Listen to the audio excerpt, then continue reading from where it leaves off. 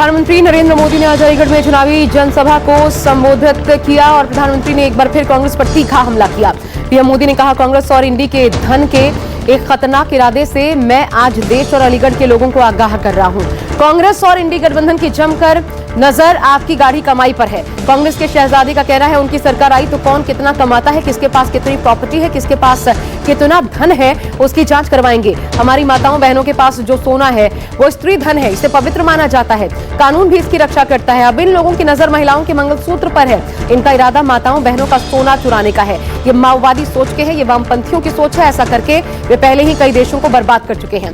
PM Modi के बयान पर कांग्रेस के राष्ट्रीय अध्यक्ष मल्लिकार्जुन खड़गे का कहना है, क्या हर महिला को सालाना 1 लाख रुपए देना मुस्लिम लीग का कार्यक्रम है? युवाओं को नौकरी देना, उन्हें प्रशिक्षण देना, प्रशिक्षण के लिए 1 लाख रुपए देना, क्या ये मुस्लिम लीग का कार्यक्रम है? हमने सबके लिए 25 गारंटी दी है। गरीबों के लिए है ये गारंटी, महिलाओं के लिए है, युवाओं के लिए है, दलितों के लिए है, हमने सबके लिए दी है।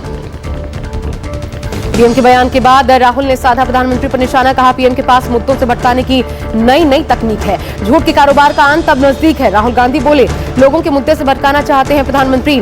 देश में बेरोजगारी और महंगाई का पीक है। पीएम कहते हैं सब कुछ ठीक है। कांग्रेस के वरिष्ठ नेता और राज्यसभा सांसद राजीव शुक्ला ने भी मोदी सरकार को आड़े हाथों लिया। राजीव शुक्ला ने कहा, बीजेपी के नेता अनाप शनाप बयान दे रहे हैं। घोषणा पत्र में मुस्लिम लीग का जिक्र नहीं। कांग्रेस ने इस देश को बनाया है। 2014 से पहले देश जंगल था क्या? राजीव शुक्ला ने कहा, राहुल ठीक कहते हैं, बीजेपी को 200 से कम सीटें आएंगी।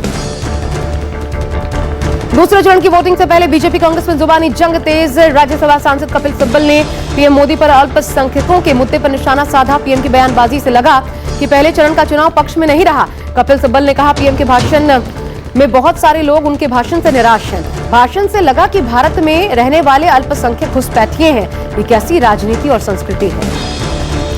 जयराम रमेश ने भी प्रधानमंत्री पर वार किया। कहा, प्रधानमंत्री जलीली भाषा में दुनिया भर की बातें बोलते हैं। बाबा साहब अम्बेडकर के संविधान को खत्म करने की साजिश है। जयराम रमेश ने एक्स पोस्ट में चुप्पी तोड़ी। प्रधानमंत्री जी टैग करते हुए लिखा, 1951 से हर 10 साल के बाद जनगणना होती आ रही है।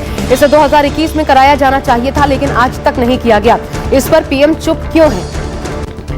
कांग्रेस ने पीएम मोदी के खिलाफ चुनाव आयोग में शिकायत की है। हिंदू मुसलमान वाले बयान पर कांग्रेस ने चुनाव आयोग से प्रधानमंत्री की शिकायत की। कांग्रेस नेता अभिषेक मनु सिंघवी और गुरदीप सप्पल ने चुनाव आयोग को 11 पन्नों का शिकायत पत्र सौंपा। चुनाव आयोग से कांग्रेस ने कार्रवाई की मांग की। पप्पू यादव के खिलाफ तेजस्वी यादव का बड़ा बयान। बोले, ये इंडिया और एनडीए की लड़ाई, या तो बीमा भारती को चुनो या एनडीए को। तेजस्वी यादव ने कहा, ये एक व्यक्ति का चुनाव नहीं।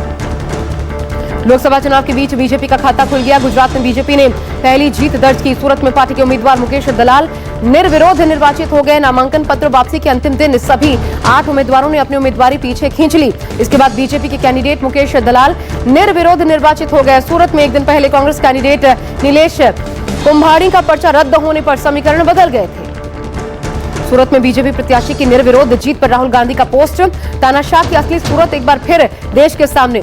जनता से अपना नेता चुनने का अधिकार छीन लेना बाबा साहब अम्बेडकर के संविधान को खत्म करने की तरफ बढ़ाया गया एक कदम है। मैं एक बार फिर कह रहा हूं, ये सिर्फ सरकार बनाने का चुनाव नहीं, ये देश को बचाने का चुनाव है, संविधान की रक्षा का चुनाव है।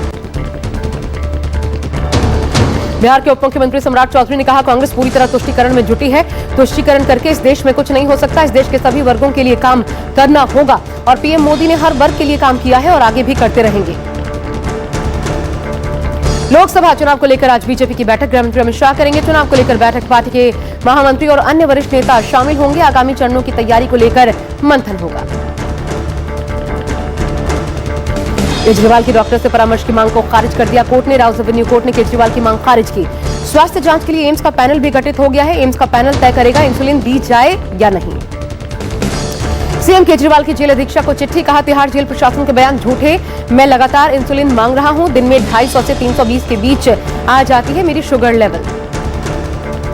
दिल्ली के मंत्री गोपाल राय का बड़ा बयान। कहा, गिरफ्तारी के खिलाफ लोगों में आक्रोश। केजरीवाल पर हो रहे अत्याचार का जवाब जनता 25 मई को देगी। गोपाल राय ने कहा, गिरफ्तारी के बाद जेल में जिस तरह से उनके साथ अत्याचार हो रहा है, उनके परिवार को उनसे मिलने नहीं दिया जा रहा। दिल्ली सरकार में मंत्री आतिशी ने प्रेस कॉन्फ्रेंस करके सीएम अरविंद केजरीवाल के हेल्थ को लेकर खुलासा किया। कहा, बीजेपी, जेल प्रशासन और ईडी का षड्यंत्र जारी है। 2 दिन पहले तक जेल प्रशासन सीएम अरविंद केजरीवाल को किसी डायबिटीज एक्सपर्ट से चेकअप नहीं कराने दे रहा था।